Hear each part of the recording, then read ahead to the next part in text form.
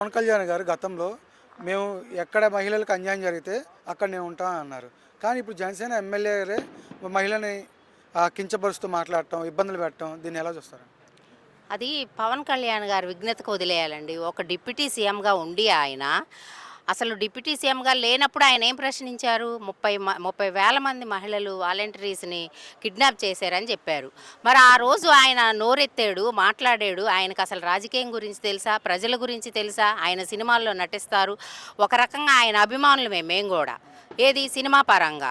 ఈ రాజకీయ పరంగా వస్తే ఆయన మాకు తెలిసినంత రాజకీయ పరిణతి కూడా ఆయన లేని వ్యక్తి.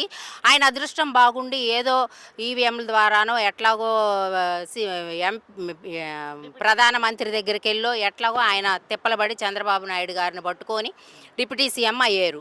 అయిన వ్యక్తి ప్రజల కోసం చేయాలా? లేకపోతే ఆయన సినిమాలు చేసుకుంటా ప్రజల్ని గాలికి వదిలేసి, ఆయన నిలబడ్డ నియోజకవర్గాన్ని గాలికి వదిలేసి, ఈ ఎమ్మెల్యేలనేమో మీరు మహిళల్ని బెదిరించి తీసుకురండి నా దగ్గరకని మరి ఆయన చెబుతున్నాడా? లేదా వాళ్ళ ఎమ్మెల్యేలు చేస్తున్నారా?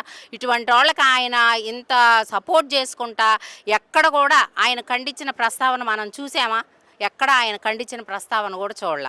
అంటే ఏంటి, వాళ్ళు ఎంతవరకు రాష్ట్రాన్ని మనం దాచుకుందాం అన్న విధానంలో వెళ్తున్నారు. కానీ ప్రజలకు ఏం జరుగుతుంది, ప్రజలకు మనం ఏమి సంక్షేమాలు అందిస్తున్నాము అని చెప్పి ఆలోచన లేకుండా జగన్మోహన్ రెడ్డి గారు అందించిన సంక్షేమాలకేమో వాళ్ళు ఆనకట్టేస్తారు. ఏది వాళ్ళు జగన్మోహన్ రెడ్డి గారు సీఎంగా ఉన్నప్పుడు ఇది తప్పు అంటారు. ఈరోజు అవే సంక్షేమ పథకాలని వాళ్ళు వెన్నంటి పెట్టుకొని వాటిని ఉపయోగించుకొని వాళ్ళు లబ్ధి పొందుతున్నారు, ప్రజలకు అరాకొరా సంక్షేమ పథకాలు అందిస్తూ. అటువంటి పవన్ కళ్యాణ్ గారు ప్రజలే బుద్ధి చెప్తారు. ప్రజలు ఈసారి మాత్రం గట్టిగా నిలబడి మాకు జగన్మోహన్ రెడ్డి గారు కావాలి అని అడిగే విధానం కూడా మనం ఇప్పుడు రాష్ట్ర ప్రజల్లో చూస్తున్నాం. ఎక్కడికి వెళ్తే అక్కడ జగన్మోహన్ రెడ్డి గారికి బ్రహ్మరథం పడుతున్నారు. ఇదంతా గమనించుకొని చంద్రబాబు నాయుడు గారు కానీ మరి పవన్ కళ్యాణ్ గారు కానీ వీళ్ళు ఈ కూటమి ప్రభుత్వం దృష్టిలో పెట్టుకొని వాళ్ళు భయాందోళనతోనే బ్రతుకుతూ ఉన్నారు. కానీ పైకి మెహర్బానీ మేకపోతు గంభీరం ప్రదర్శిస్తూ ఉన్నారు. కానీ వాళ్ళు 15 సంవత్సరాలు కలిసి ఉంటాం అంటున్నారు కదా, జగన్మోహన్ రెడ్డి గారిని ముఖ్యమంత్రి అవనీయమంటున్నారు కదా. అవనేమంటే పైన దేవుడు అనేవాడు చాలా గొప్పోడండి. దేవుడు చూస్తూ ఉన్నాడు. ప్రజల్లో ఆ మార్పు దేవుడే కల్పిస్తాడు. ఎందుకంటే ఈ లడ్డు విషయానికి చూడండి, చేప నూనె కలిసిందనో, గొడ్డు నూనె కలిసిందనో, లేకపోతే పంది నూనె కలిసిందనో చెప్తున్నారు. తిరుపతి లడ్డు అండి, అది ఎంత పవిత్రమైన లడ్డు, ఎంత ప్రజాదరణ పొందిన లడ్డు. అక్కడికి వెళ్ళి పైన వెంకన్న స్వామి చూస్తున్నాడు, తిరుపతి వెంకన్న స్వామి చూస్తున్నాడు. మీరు ఏం చేస్తున్నారు అనేది ఆయనే మిమ్మల్ని చుట్టుముట్టాడు. ఆ తిరుపతి వెంకన్న స్వామి మిమ్మల్ని చుట్టుముట్టాడు. ఇప్పుడు ఈరోజు అది తప్పు అని జడ్జిమెంట్ వచ్చింది. ఆ జడ్జిమెంట్ కూడా మీరు సమాధానం చెప్పలేని పరిస్థితిలో ఉన్నారు.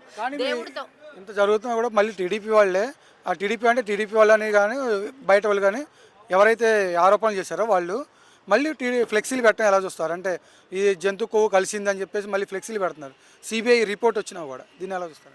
దేవుడితో ఆటలాడుకుంటున్నారు కాబట్టి దేవుడు వాళ్ళకి ప్రజల ద్వారా బుద్ధి చెప్పే రోజులు దగ్గరలో ఉన్నాయి. ఇంత పబ్లిక్లో దేవుడితో ఆటలాడటం అంటే అది మామూలు విషయం కాదు. నూనెలు కలపటం అనేది అతనే కదా ఇచ్చింది, చంద్రబాబు నాయుడు గారే కదా, ఆయన సమక్షంలోనే కదా పర్మిషన్ తీసుకొచ్చింది. మరి అంటే ఆయన పర్మిషన్తోని నూనెలు కలిపి తీసుకొచ్చి ఈరోజు ప్రతిపక్షం పైన నిందలేసేద్దామనుకొని చంద్రబాబు నాయుడు గారు కూటమి ప్రభుత్వం కలిసి ఇదంతా చేస్తున్నారా? అది వాళ్ళ విజ్ఞతకే తెలియాలండి. 40 సంవత్సరాల ఇండస్ట్రీ అని చెప్పి ఏందండి దేవుడితో ఆటలాడుకుంటా ప్రజలకు మేలు చేయకుండా ఇట్లాంటియా? మనం లబ్ధి పొందాలి, మనం ఆస్తులు కూడగట్టుకోవాలి, మన ఆస్తులు నిలుపుకోవాలని దేవుడితో ఆటలాడితే భగవంతుడు చూస్తా ఊరుకోడు. ఎవరికైనా కాలం అనేది ఖచ్చితంగా సమాధానం చెప్పిద్ది. ఆ కాలం కోసం వీళ్ళు వెయిట్ చేయాలి. వెయిట్ చేశారు, దగ్గరగానే ఉన్నాయి ఆ రోజులు కూడా. ప్రజలు గట్టిగా బుద్ధి చెప్తారు.